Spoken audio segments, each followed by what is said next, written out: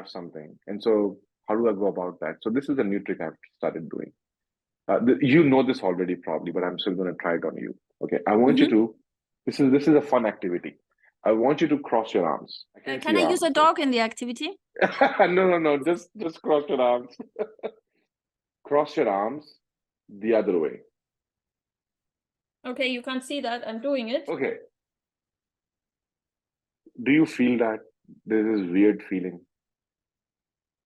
that Yes. when right this is weird feeling that Yes. you have, right?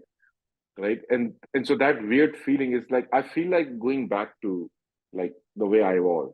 Yeah, It's because that was the comfort zone. Yeah. then is that this is your brain telling you that something's wrong. This is not how Mm-hmm. we do things.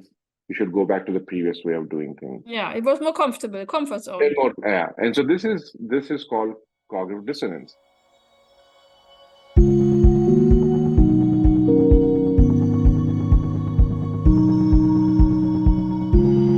That's the problem that nobody is coming to save. It's you who's going to help yourself to do something. You know, Yeah. J.K. Rowling also shows that in a movie because she also went through a very tough time in life when she was before she wrote Harry Potter. She went through a divorce. Her mother died. She was a single Oh, mom. I didn't She know wrote, that. yeah. Oh, she has a very good history. J.K. Rowling also Yeah, saying it's that about we ourselves. Yeah. it's about ourselves. We are the ones Mm. who are going to save ourselves. And so we need to wake up our self-leadership. And that's where both and thinking comes. You know, for us to completely reject the idea, no, nobody's coming, is a very hard one to get. But what you Mm. can buy, first step is that, hey, look, that can happen too. But here's the thing, maybe you also have to get ready. What you just outlined to business relationships, you know, when people start to feel, going back to our last book review, when they feel jealous or competition, you know, oh, who is the best in this team? And it can be all of them can be the best. Yeah, that's true. If you go into It a can be team all with of them. that mindset, you start to take the pressure off that you have to demonstrate you're the best, because we all get that from our school systems that are still programmed that you have to kind of outperform or be better. And it's very individualistic, like performance, better. And it's always focused on you as an entity. And Yeah. paradox thinking is kind of putting the pressure away from you. And it doesn't have to be these extremes always. Doesn't have to be all the time extremes about that. So yes, exactly. Yes, and that's the default way for us to navigate. We just navigate like that's that. a thinking pattern, and it's That's the thinking. subconscious. Yeah. No, it's thinking pattern. You know, people say that software engineers think in terms of binary. And then they say the Binary, thing called, voila. yeah, Like in and mathematics. yeah, 0 and 1. I say no, everyone thinks in terms of binary. We are naturally inclined to understand binary because we work through binary. It is hard for us to think that the world is not in forms of binary for everyone. And so we have to make an intentional effort to say, no, and so by the way, one of the ways that I've thought to train, and I give this exercise to everyone in the first month, is I give them questions to ask. And these questions are the ones, like just like before reading a book, we have 3 questions. I have 3 questions before they start a conversation. For example, would I have learned this? No. So one way I ask them, before you can suggest a solution, tell yourself a question that even though you have a solution in mind that you want to talk about, you're going to park that solution and you're going to ask yourself a question. And the question is going to be about, I'm curious to know, I want to know why this person came with this idea. I want to know the reason behind their idea. And so in that sense, what happens when they talk about their idea, this person now still don't understand why they have this idea. So they keep on asking questions. So you naturally become curious. So one of the things is that we are in 0-1 thinking. How do you disrupt that? Disrupting that in that moment doesn't work. Like I taught people active listening, for example, and the first feedback they come and give me in the first week is, I knew that I wasn't. No, first of all, they say, after the conversation, I realized I spoke too much. Like I wasn't supposed. Then, all the things you taught me came afterwards were not in the moment. Because in the moment, they're going by their automatic brain. So, okay, so that's the first part. Then I realized some people actually miss out on the feeling of discomfort. So then I coach them on how to feel that discomfort. And then the third part that comes in, okay, now the discomfort is there. How do I go about still, like, I still want my ideas are bothering me. The thing is that if you have a solution in your mind just wants to get rid of it. It just wants to process that.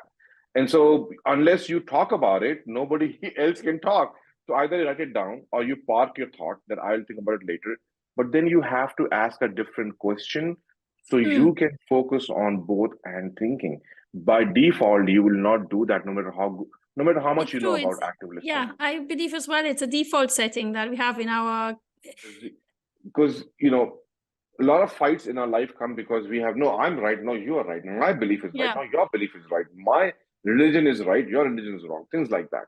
And this creates fights. But in an environment for you to live in harmony with people, you have to believe that there is more than Yeah. one truth.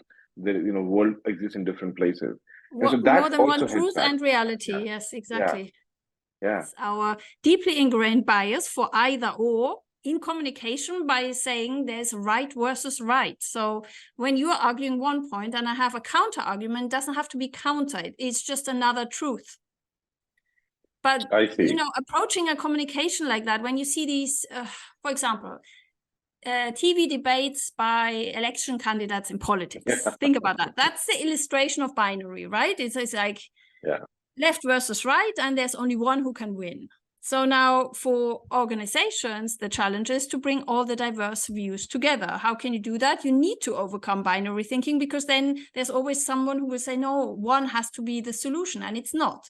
And what you just outlined before, the scenario, with bringing in the different perspectives from all the people, that is the leader who tries to include yet another perspective. That is actually what then brings together the inclusion. It's That's actually right. Inclusion of diverse perspectives. That's right. And the leader also holds a space for that. So when somebody is talking about their idea and others may not agree, and it might trigger them to stop them. No, this person is talking, I want to hear more. And let's be curious of what they're talking about. That's also part of the same journey that we also need to create an environment where both and thinking can exist. Or team. So everyone should feel responsible to be that leader to create that space. That's right. You are so right about that. Everyone's a leader. At the bottom of that is asking questions. Asking questions. If we can ask the right questions, ChatGPT can. The manager who thinks on a paradox mindset, they think about this doesn't suck. Because what they do is that they first connect, no matter how bad the work is, they first connect the work with the person's career aspirations. And once they connect the two things together, the employee automatically looks towards, even if something is boring, they look towards that because it adds value in their career. So that's the power of paradox mindset. And before the manager can think about that, how do I go about creating that? They first have to believe that this is the right mindset. And I'm going to think from this perspective. That changes the game.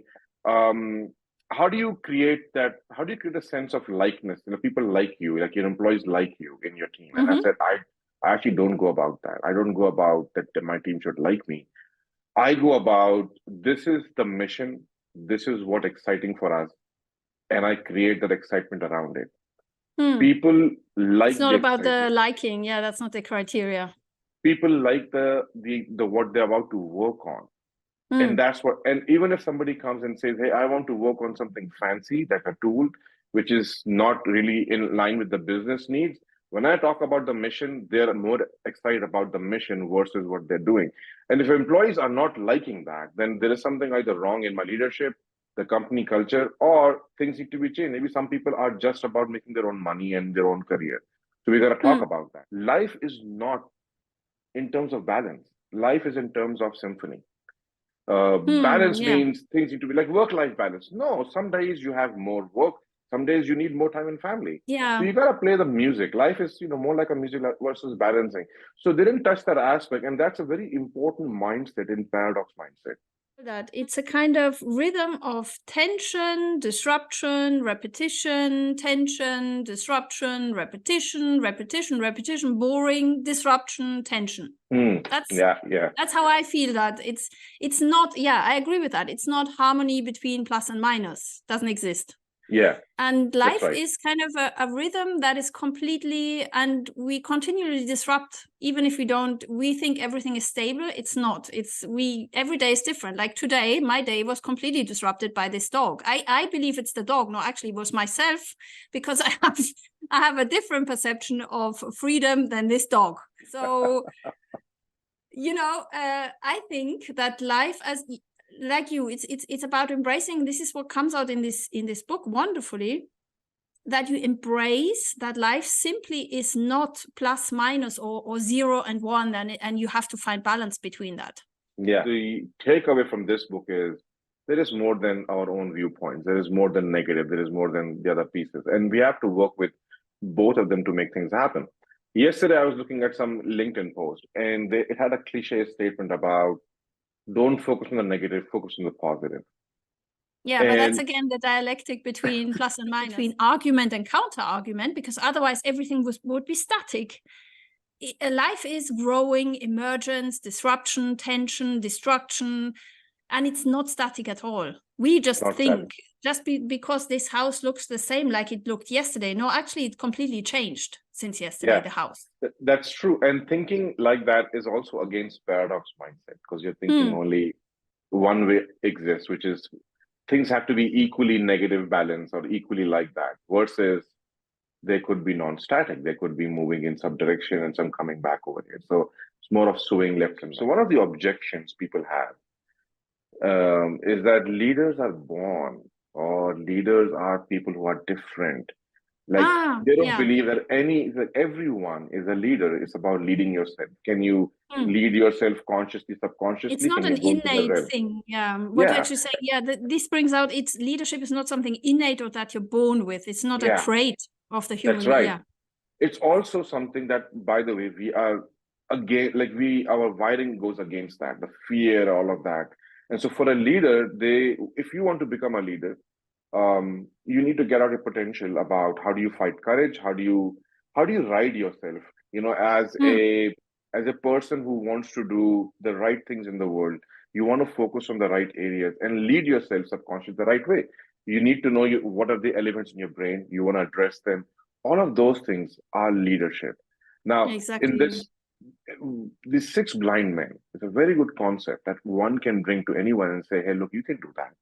And so the idea is that if you are one of the 6 blind men, think about one of them decides, you know what? I have just realized I have paradox mindset. Instead of thinking that I'm right, I think you guys could be right. And one of them might say, go ahead, man. We are still thinking we are right. And this person says, fine. Tell me what you see. Tell me what you feel. Tell me what you feel, right? Because they're feeling it. They're blind men. And they start describing it, all of them, because they think they're right. And this person just writes them all down. Now, this person has the big picture image, that of the elephant. This makes him automatically the leader, because this person has the right information. This is why Amazon, one of the principles is that leaders are usually right. That's because they ask everyone and they take what they are feeling as a picture of blind men and they put that down. Now, having to put your own thoughts down that no, I'm not right, others could have something else, that's leading with the right effort. And so leader is the one who leads with the right effort when nobody else is doing it. And 6 blind men teaches us that anyone can actually do that. I think this is a very nice story, because it highlights, as you just said, also the doing the right thing and also including the others, right? Lifting the others up and bringing them in, as you just said. And it shows also that by bringing the others in, you cherish their different perspectives, and you appreciate that you only have one fraction of the perspectives on this world, which is also really nice. Yes. And that is, I also believe leadership is a process, the whole life. It will only be interrupted finally by death, but it's a life process of, as we said last time, self-awareness, and also how you then learn throughout life to relate to different others. And the others can be nature, can be animals, can be people, can be anything, can be also a house or some object. I mean, it's our environment, because everything is kind of interrelated. So I also believe it's something that's emerging, constantly changing, and it's not a physical trait, and not at all also a characteristic of a person as like an innate born with kind of thing. But it's true in the early economic literature. Remember, leaders were kind of portrayed as the heroes. They're born with a talent, and there was this literature at the beginning of that was maybe 1960s. And that put us in this belief that there are special people out there with also, you know, they have to be powerful and forceful. That's and then right. they can lead the masses, and we have to get away from that stereotype. I mean, it's normal that we still believe in those images, and also cinema and media reinforces it still, but we have to portray more this kind of process view of leadership, don't we? You know, I have a theory on that. And again, this is why I want some place where I can run some experiments to figure out the human mind. The part about there are others, you know, they have certain power, certain skills, and they have certain status, they look a certain way. All of those things are there as a leader because it's all for a leader's perception that we have created, is because, you know, I think a lot of people, when we don't go from a childhood into into adulthood, the part of maturity that lacks back, a lot of us have that subconsciously, and it's the part that, you know, like our parents used to come and save us. Like I could depend on my, right? So thing is that somebody would come and save me no matter what happens, and that somebody, I had an image in my head, because there's no matter how old we are, we for some reason still have that somebody. I have that all the time, and I work with my coaches, and I see sometimes they're stuck. They're not taking those movements. I'm like, why? It's a difficult one, I understand. And then I realize they're believing that their career will still be fine. At the end, something will happen without them learning these skills, and they would just be fine because at some reason their parents save part, which happens in security. So what happens when you have a software company and you have like Azure and you have a security team? The way security works is that, you know, there is nobody robbing you or hacking into your system all the time. So what's happening is that you're trying to figure out, do you all the time, do you have the right systems in place to protect you? Because the hacker is also training on the side of finding ways to beat the system. So you have to continuously think about what ways they can break. And so the best way to do that, security teams are actually divided into two teams. One is called the blue team and one is called the red team. And the red team is probably the hacker's role, right? The red team takes the role of a hacker, and every day they try to break a system. And blue team is there to protect. And through the opposing forces, the two teams work together to secure the system. And that's a nice analogy to show it needs both. Yeah, brilliant. It needs both. I learned stuff, but then when I go and apply it, I'm unable to recognize in that moment. Okay. Or in that moment, I have something. And so how do I go about that? So this is a new trick I've started doing. You know this already probably, but I'm still going to try it on you. Okay. I want you to, this is a fun activity. I want you to cross your arms. Do it. Can I use a dog in the activity? No. Just cross your arms. Okay. Now, cross your arms the other way. Okay, you can't see that. I'm doing it. Okay. Okay. Hang on, I will put the camera a bit further away. Maybe then you can see it. Okay. No, it's still not. Hang on.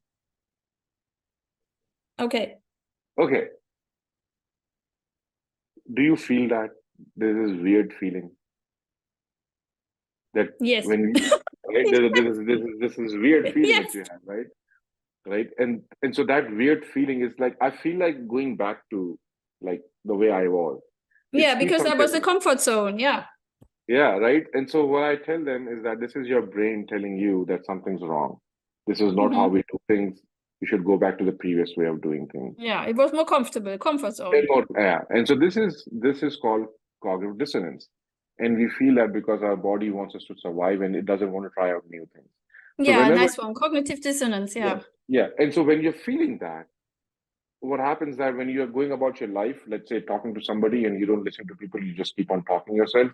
Thing is that this discomfort feeling comes in and you don't realize it's coming in. You don't recognize that and you go about your usual way. But now, if you keep on doing this every day for 5 minutes, you begin to recognize the feeling. Yes, and then it will feel also comfortable because it starts to become a habit. Yeah. It becomes a habit. And now when you're sitting in that and someone's talking, even though you only did this activity, the feeling is same. So when you're talking to somebody and over here, now you start to become uncomfortable, you will catch it. And that's what awareness starts building up. So I Yes, was that's hoping nice for self-awareness. Yeah. self-aware, how do I go about building this? Like people learn stuff. Okay, I got it, both and thinking. But in that moment, I'm still going to go with my default Yeah. program, right? How to But get becoming yourself aware. out, how to snap yourself Yes. out of that routine. The first Yeah. part is becoming aware, right? And how do you become a lot of times, like when I was talking to, I had a boss, great boss. She taught me so much good stuff. And I was saying, hey, I'm not happy because this employee I've been working with for 2, 3 weeks, and this person does not want to change behavior. How I've tried different angles. I tried this, I tried that. What should I go about trying? You know what he told me? He said, I've tried for 2 years with this person. They don't have awareness. And so the part about they don't have awareness was okay for us to say, okay, let's not put an effort towards that. I'm like, no. How can Yeah, I help everyone can have somebody? awareness. Exactly. But how can I help somebody Yeah. create awareness, right? And this part about if you can recognize a discomfort, how it feels like, then you can catch that in the moment. So that experiment has been going on, and people are actually becoming a bit more aware in those scenarios. So I like. That's nice. Yeah, the exercise, I because you see. make the body gives you a signal, and then you make them aware that you're feeling this. Because if you stay in the same position with them, that's why they use in all these trainings of self-awareness, also they use a lot exercise, yoga. It always the body has to disrupt as well. You have to The feel it, as body you has said. to disrupt it. And your question was powerful because can you feel it? Only when we feel it, we change habits. That's right. And you know what is another powerful disruptor for changing habits? It's a pandemic or it's a system change. I have another guest on PowerMind who will do a nice talk on systemic nudges. If you change the whole organization around, or you force people into a different context, you just tell them you are not going to be in this office now, you're going out into nature. That's why all these, this group intervention you do to reform the team, you always have to change the context because you have to start feeling something. And that's what you did with this exercise. You did a body disruption. And that's excellent. Which is so what your point just mentioned. I'm putting things together. This is why when I have one-on-ones with people at work and I take them out for a walk, those one-on-ones have always been good in delivering difficult messages, helping them. Oh, yes, because you're walking with them. Exactly. I'm walking with them and the context has changed. They're not in that environment, they're outside. And so it's a disruption in the body also to feel that something else is coming my way. That's a good, thank you for that. And That's also a good way of putting it. walking, I don't have to tell you this, you're also very healthy in terms of you do a lot for meditation, you do a lot for health, you do sports. But I tell this maybe for our viewers, walking has been proven now to have so many benefits for the brain flow as well.